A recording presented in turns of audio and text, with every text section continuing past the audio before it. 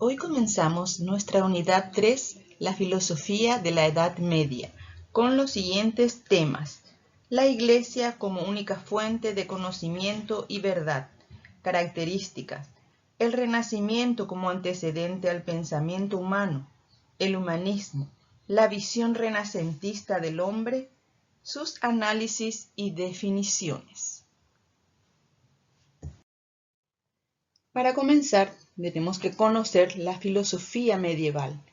La filosofía medieval es la filosofía que se desarrolló en Europa y Oriente Medio durante lo que hoy se llama el Medioevo o la Edad Media, que se extiende aproximadamente desde la caída del Imperio Romano hasta el Renacimiento. Se inicia en el siglo II con el diálogo entre la filosofía helenística y las grandes religiones monoteístas. Se caracteriza principalmente por intentar conciliar las doctrinas cristianas, pero también las judías e islámicas, con la filosofía heredada de la antigüedad clásica. Ahora veremos las características de esta filosofía medieval. Surgen algunas tendencias que buscaban unir la razón y la fe. También nace la teología. Se dejan atrás los planteamientos filosóficos griegos para abrir paso a un nuevo cuestionamiento, fe sobre razón. La influencia de la filosofía aristotélica es muy grande y por tanto el mundo se rige por planteamientos racionales. Las ideas de Platón aún se tomaban en cuenta, pero basándolo en la fe. Se acepta que la verdad es eterna e inmutable, y por tanto no puede ser la experiencia la que nos la otorgue, sino que se debe utilizar el conocimiento sensible. Dios se convierte en el centro de todas las cosas y surgen nuevos problemas filosóficos relacionados con su existencia y su esencia. Y se caracteriza por la ausencia de libertad de pensamiento, así como por un control férreo por parte de las instituciones religiosas. La importancia de la filosofía medieval. Esta filosofía resulta importante porque a pesar de ser tan antigua, logró sobrevivir hasta nuestra época.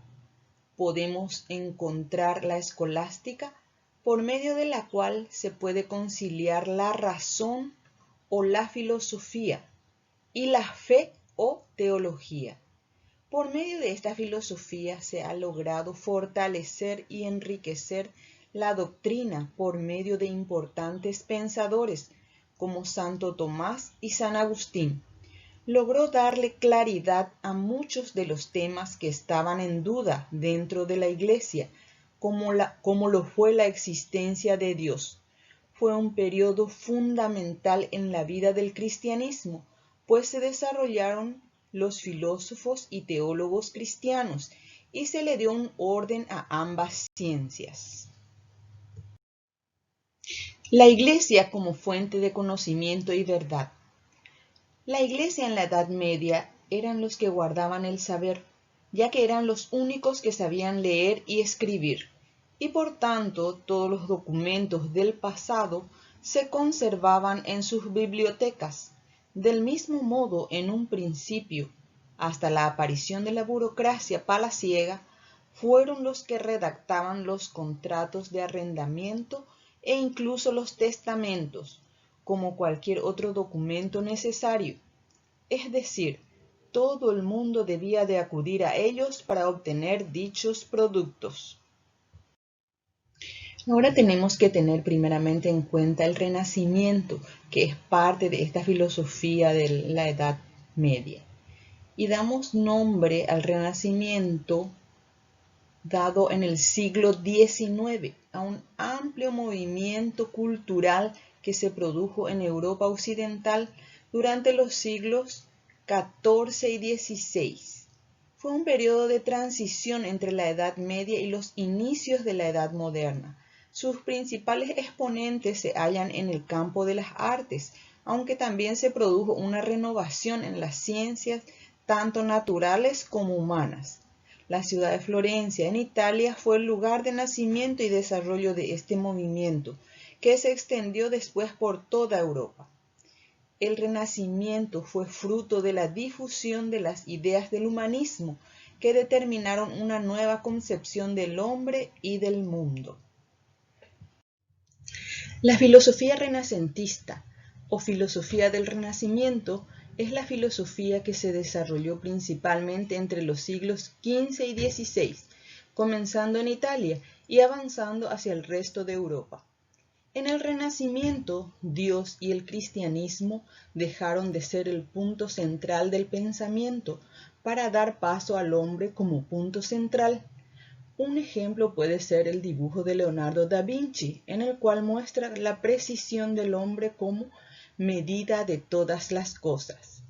La filosofía renacentista estuvo marcada en su origen por el declive de la teología, en un mundo abocado a la modernidad que, sin renunciar aún a la religión, la circunscribe al ámbito espiritual y personal del individuo.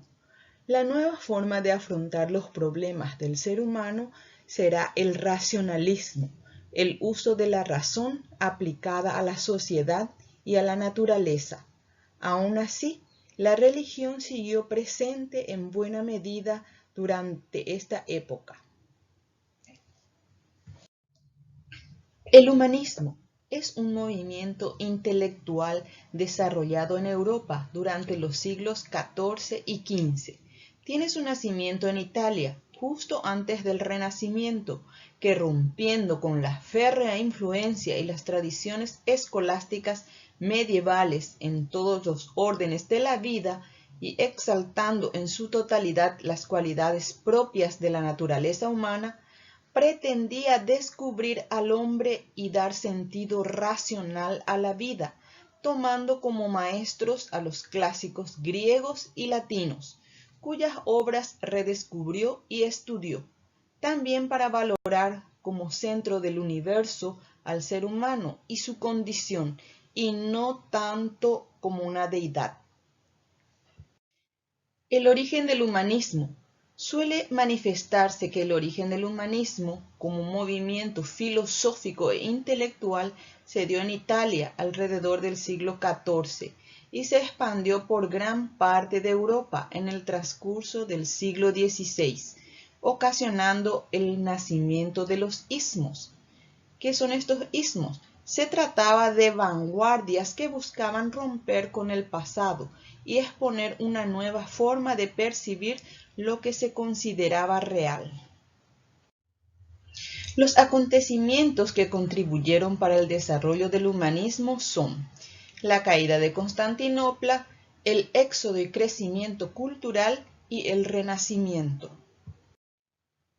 El objetivo del humanismo. El principal objetivo del humanismo fue recuperar todas las disciplinas que provenían de la antigüedad clásica y de la filosofía grecolatina para formar un nuevo hombre y un nuevo mundo. Luego, con el pasar del tiempo, se generaron varios enfoques del humanismo, las cuales seguían centradas en el hombre y en su desarrollo en la sociedad, pero desde diferentes puntos de vista. La filosofía del humanismo es más bien una actitud que hace hincapié en la dignidad y el valor de la persona. Uno de sus principios básicos es que las personas son seres racionales que poseen en sí mismas capacidad para hallar la verdad y practicar el bien. Las características del humanismo son: estudia las obras antiguas provenientes de la antigüedad clásica y de la filosofía grecolatina. Descubrimientos geográficos y técnicos. Su interés por las artes y las ciencias. Su carácter también literario. Y el hombre y la naturaleza son los temas más abordados.